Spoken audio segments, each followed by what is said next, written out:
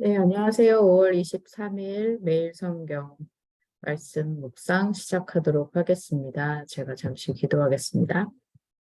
하나님 감사합니다. 오늘도 우리에게 새날을 주시고 또 하나님의 말씀 안에서 또 진리 안에서 오늘 하루를 주님과 동행하는 삶 살 수 있도록 해주신 것 감사합니다. 주님, 우리가 오늘 또 당신의 말씀을 열어 당신의 음성에 귀를 기울일 때에 주님 말씀하여 주시고 하나님의 말씀을 통해서 우리의 삶이 더욱더 진리 가운데 나아가고 하나님을 닮아가는 예수 그리스도를 드러내는 삶을 살 수 있도록 주님의 시간을 사용하여 주십시오.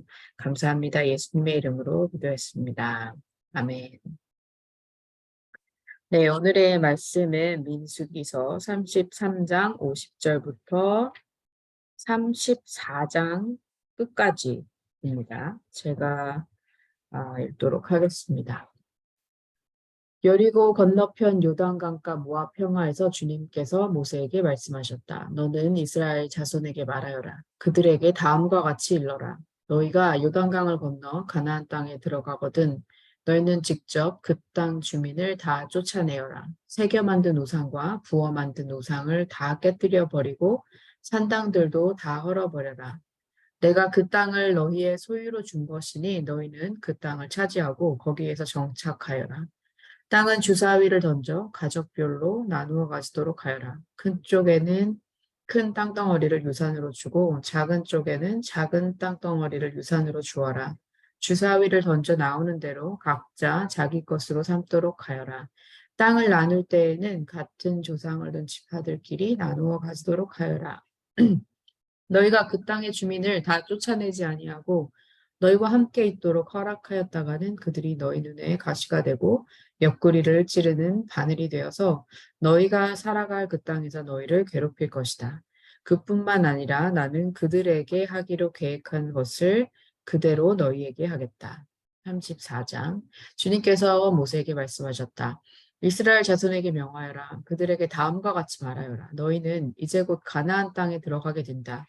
이 땅은 너희가 유산으로 받을 땅인데 다음과 같이 사방 경계를 정한 가나안 땅 전체를 일컫는다. 너희 영토의 남쪽은 에돔의 경계선과 맞닿은 신광야에서부터 시작된다. 그러므로 너희 영토의 남쪽 경계는 동쪽의 사해 끝에서부터 시작된다.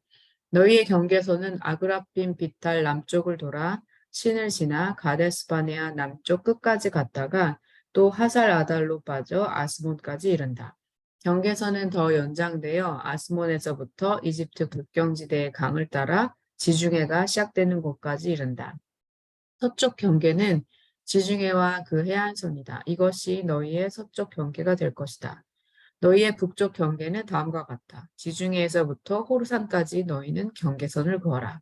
또 호르산에서부터는 하맛 어기로 경계선을 그어 스닷 끝까지 이르면 경계선은 거기에서 다시 시브론을 거쳐서 하사레난 끝까지 이른다. 이것이 너희 영토의 북쪽 경계이다. 너희의 영토의 동쪽 경계를 하사레난에서부터 스밤까지 그어라. 경계선은 여기에서 더 연장되어 스밤에서부터 아인 동쪽 리블라까지 내려갔다가 동쪽의 기네렛 바닷 해변까지 더 내려간다. 거기에서 다시 경계는 요단으로 내려가 사해 끝에서 멈춘다. 이것이 너희 땅의 사방 경계이다. 모세는 이스라엘 자손에게 명령하였다. 당신들 9지파와 반쪽 지파는 주님께서 당신들에게 주도록 명하신 이 땅을 제비 뽑아 나누어 가지십시오. 루벤 자손의 지파와 갓 자손의 지파와 므낫세 반쪽 지파는 조상 집안을 따라 유산을 받았습니다.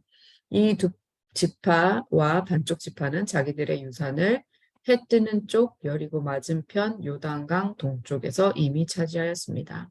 주님께서 모세에게 말씀하셨다. 너희에게 유산으로 땅을 나누어 줄 사람들의 이름은 제사장 엘르아살과 눈의 아들 여호수아이다. 너희는 또 땅을 유산으로 나누어 줄 사람을 지파마다 한 사람씩 대표로 뽑아라. 다음은 그 사람들의 명단이다. 유다 지파에서는 여분네의 아들 갈렙이요. 시몬 지파에서는 암미우스의 아들 스무엘이요. 벤야민 지파에서는 기슬론의 아들 엘리다시요. 단 자손 지파에서는 요글리의 아들 붓기 족장이요. 요셉 자손 가운데 므낫세 자손의 지파에서는 에봇의 아들 한니엘 족장이요. 에브라임 자손의 지파에서는 십단의 아들 그무엘 족장이요. 스불론 자손의 지파에서는 바르나게 아들 엘리사반 족장이요. 이사갈 자손 지파에서는 아산의 아들 발디엘 족장이요. 아셀 자손의 지파에서는 슬로미의 아들 아히웃 족장이요. 납달리 자손의 지파에서는 암미옷의 아들 부다엘 족장이다. 이들은 가나안 땅에서 이스라엘 자손에게 유산을 나누어 주도록 주님께 명령을 받은 이들이다. 아멘. 네. 오늘의 본문은요, 이스라엘 백성이 여리고성의 맞은편 모압 평원에 도착한 후에 그곳에 진을 치고 그곳에 있는 동안에 이제 하나님께서 가나안 정복에 대한 이제 구체적인 지침을 주시는 내용을 담고 있습니다. 특별히 이제 52절을 보면은요, 세 가지를 말씀하셨는데, 첫째는 이제 직접 그 땅의 주민을 다 쫓아내야 되고, 둘째, 새겨 만든 우상과 부어 만든 우상을 다 깨뜨려 버려야 하고, 세 번째, 산당들을 다 헐어버려야 한다는 이제 세 가지 명령을 주십니다. 이렇게 명하신 각각의 이유가 있을 텐데요. 우선은 가나안 족속들의 땅에서 이제 가나안 사람들을 쫓아내고 쫓아낸 이유는 그들이 이제 가지고 있었던 종교적 관습이나 우상을 섬기는 그런 모습들을 이스라엘이 답습하지 않도록 따라하지 않도록 그래서 그들의 손으로 만든 우상을 파괴하라고 하셨고 또 이교 신전들을 이제 철거하라는 명령을 하십니다. 그렇게 땅을 점령하고 난 후에는 이제 국경을 정하고 땅에 대한 책무를 감독할 지도자들을 임명하라는 명령이 34장 이제 마지막까지 나오는 전체 이야기인데요. 특별히 33장 55절에 보면은 되게 엄중한 경고를 하나 추가로 말씀을 하세요. 그 경고의 내용을 보면 너희가 그 땅의 주민을 다 쫓아내지 아니하고 너희와 함께 있도록 허락하였다가는 그들이 너의 눈에 가시가 되고 옆구리를 찌르는 바늘이 되어서 너희가 살아갈 그 땅에서 너희를 괴롭힐 것이다. 이렇게 말씀하시면서 그 안에 내포하고 있는 이야기는 결국은 가나안의 종교와 여호와를 섬기는 것이 이제 다 믹스가 되어서 혼합주의로 갈 수 있는 위험성, 또 가나안 문화가 눈에 보기에 더 화려하고 풍요로웠기 때문에 왜냐하면 그들의 신이 풍요를 약속하는 풍요의 신들이 많았기 때문에 그 문화에 동화되지 않도록 하라는 명령인 거죠, 사실은. 이런 경고는 사실 신명기와 사사기에서도 이렇게 자주 반복이 되는 내용인데요. 56절의 말씀을 이렇게 살펴보면 경고를 하시는 이유를 말씀하세요. 나는 그들에게 하기로 계획한 것을 그대로 너희에게 하겠다. 그러니까 너희가 하나님 나라, 하나님 백성으로서의 정체성을 지키지 못하고 포기하고 주변 국가와 문화와 어, 어떤 그들의 문화와 가치관과 타협하면 그것을 따라하면 이제 너희도 이스라엘 자신도 가나안과 똑같은 처지가 될 것이다. 이렇게 사실은 말씀하시는 거죠. 그 말은 곧 52절에 보면 쫓아내라고 말씀하셨잖아요. 그럼 그 말은 이제 너희들이 그들과 같이 되어버리면 너희들도 가나안 땅에서 가나안 백성들처럼 그 땅에서 쫓겨나고 이제 유배를 당할 것이다. 라는 내용을 담고 있는 거죠. 사실 이스라엘의 역사를 보면 이제 역사서를 읽어보면 가나안처럼 되기를 원하게 되죠. 이스라엘 백성들이. 왠지 그들의 가지고 있는 풍요와 어떻게 보면 안전해 보이는 삶이 그들이 섬기는 신 때문에 그런 것은 아닌가? 이런 생각이 들어서 여호와 하나님을 섬긴다고는 했지만 사실은 그 뒤에 바알과 아세라 상을 섬기고 이제 이 모든 것을 막 섞어서 혼합주의로 이렇게 섬기는 이야기들이 계속해서 나오게 되는데 결국 그 끝에는 이제 열왕기 하를 보면 이스라엘 백성도 결국엔 하나님께서 주신 그 약속의 땅에서 쫓겨나서 다른 나라로 이제 포로로 잡혀가는, 유배를 당하는 그런 이야기로 넘어가게 됩니다. 34장으로 넘어가서 이제 이야기를 보면은요, 특별히 앞부분에서는 이제 약속의 땅을 주시면서 그 땅의 어떤 경계, 우리로 표현하면 이제 국경이 어떻게 되는지를 말씀하는 장면이 나와요. 우선은 이스라엘에게 주신 땅, 뭐 동서남북 경계를 이렇게 정확하게 해주셔서 뭔가 여기까지가 우리 땅이구나 라고 알게 하시는 이유도 있지만, 이렇게 말씀하심으로 인해서 사실 아브라함에게 하셨던 그 약속이 수백 년이 지난 후 그들의 자손에게도 여전히 유효하다는 것을 보여주시는 장면인가 동시에, 사실 이 시점은 아직 그 땅에 들어가지도 않았고 그 땅을 정복하기도 전이잖아요. 그럼에도 불구하고 마치 이미 이 땅을 정복한 것처럼 하나님이 말씀하심으로 인해서 하나님의 말씀, 하나님의 약속은 분명히 성취될 것이고 그분의 뜻이 너무나도 확고하다는 것을 보여주시는 그런 구절이죠. 그래서 그렇게 이제 땅의 경계에 대해서 말씀을 하신 다음에는 이제 땅을 이제 나눠줄, 그 유산을 나눠줄 사람들을 이제 지도자로 이렇게 세우는 이야기가 16절에서 29절 마지막까지 나오게 됩니다. 이제 땅을 나누는 방식은 이제 제비뽑기로 했고, 인구조사는 이미 다 했기 때문에 각 지파의 규모가 어느 정도인지는 다 파악이 되어 있는 상태잖아요. 그래서 지금 이제 초점은 그들이 들어갈 땅에 맞춰지는 것이죠. 그래서 그걸 책임지고 이제 분배받은 땅을 이렇게 나눌 수 있는 그런 사람들을 세우는 일까지도 하나님께서 이제 말씀해 주시는 장면이 34장 29절 끝까지 이제 나오는 장면입니다.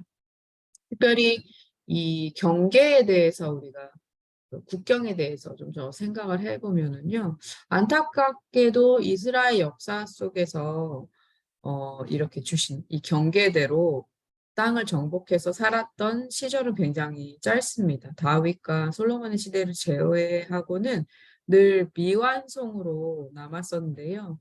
그것이 하나님께서 당신의 약속에 불신실을 하셨기 때문에 그렇게 하지 못했다고 보기보다는 사실은 이스라엘의 불순종 때문에 그 땅을 완전히 정복하지 못했다. 이렇게 보는 것이 이스라엘의 구약에 있는 역사서를 보면 좀 더 명확하게 보이는 것 같아요. 하나님께서 이미 약속하시고 주시고자 마음을 정하신 것이 있는데 그것을 받는 자들의 입장에서 여전히 하나님의 약속을 불신하고 불순종했기 때문에 그것을 온전히 누리지 못한 것이 이스라엘의 역사의 이야기가 아닌가 그런 생각이 들어요. 33장 56절에 있었던 그 경고 그대로 이 땅에서 쫓겨나 유배 신세가 되는 역사를 저희가 알고 있잖아요. 그래서 이스라엘이 하나님의 약속을 온전히 누리지 못했던 이유는 하나님이 약속을 일방적으로 파기하셨기 때문이 아니라 이스라엘이 하나님 나라 백성다운 삶을 살지 못한 데 있다는 생각이 듭니다. 계속해서 가나안의 가치관과 그들의 힘의 논리와 돈, 그죠? 소유한 것에 대한 어떤 소유함이 결국은 힘이 되어서 이제 모든 세계관과 가치관에서 이제 타협을 하기 시작하고 하나님을 버린 것뿐만 아니라 하나님을 잊고 사는 그런 삶이 되어버렸거든요. 그래서 결국에는 그 땅이 구약의 표현을 하자면 그 땅이 토해내서 그 백성들을 토해내서 그 땅에서 이제 나가게 만들어버리는 상태가 이제 유배 포로기의 삶이었죠. 이 본문을 읽으면서 로마서 12장 1, 2절 말씀이 생각이 났었어요. 여러분의 몸을 하나님께서 기뻐하실 거룩한 산 제물로 드리십시오. 이것이 여러분이 드릴 합당한 예배입니다. 하면서 바울이 2절에 여러분은 이 시대의 풍조를 본받지 말고 이렇게 이제 얘기를 한단 말이죠. 풍조를 본받지 말고 영어로 보면 do not conform to the pattern of this world 이렇게 얘기를 하는데요. 이 conform이라는 단어는 어떠한 틀이 있는데 모양이 있는데 그 모양에 나를 맞춘다는 거죠. 그래서 거기에 나를 끼워 맞추는 뭐 여기서 보면은 세상의 패턴에 나를 거기에 순응시키는 거기에 따라가게 하는 것을 하지 말라고 이제 바울이 이야기를 하는데 구약의 메시지와 또 신약의 메시지가 전혀 다르지 않다라는 생각이 좀 들었어요. 그래서 이 본문을 보면서 하나님께서 주시고자 하시는 그 정말 가장 좋은 것, 선한 것, 약속의 땅, 뭐 이런 모든 것들을 생각해 봤을 때 예수 안에서 우리가 누릴 수 있는 그 풍성한 삶을 하나님께서 우리에게 주셨는데 혹시 내 안에 버리지 못하는 세상의 가치관, 여전히 동경하고 따르려고 발버둥을 치는 그런 가치관은 없는지, 몰아내야 할 것들은 없는지, 내 믿음에 도움이 되지 않는 그런 모든 생각들, 그런 것들이 무엇이 있는지 좀 더 생각해 보게 됐고, 하나님 나라의 백성의 정체성을 가지고 산다는 것은 무엇일까? 그런 부분도 조금 더 깊이 생각해 보게 되는 부문이었던 것 같습니다. 40년을 광야에서 떠돌았잖아요.